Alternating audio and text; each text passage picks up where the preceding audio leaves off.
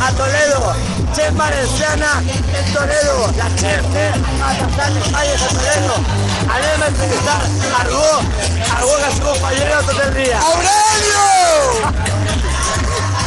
A una fallera de cap a cap. La fallera es diu Maggie, ella és ella. Maggie. Entrevista. Maggie, què significa per vostè aquesta exposició de les falles?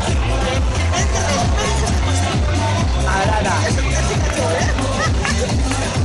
Les falles desconectan, la más verdad que el moro.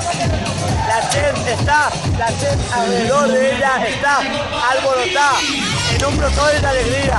Maggie, ¿qué significa? Mató el caloret ayer. El caloret faller és això. Això és el caloret faller. La gent borratxa perduda, la gent com ella també està borratxa. No tots els joves com ella, els joves com ella no estan borratxes.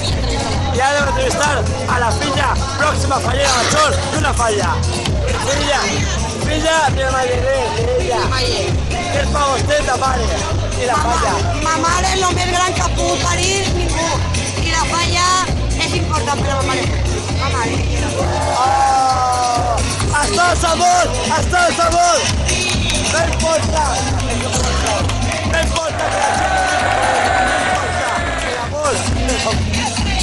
Este es el padre en aquel momento está orgulloso.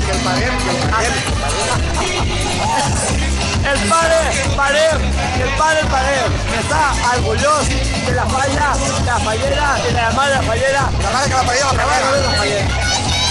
Ganando en aquel momento, Falles, Toledo, 2015. ¡Toledo, Superburro!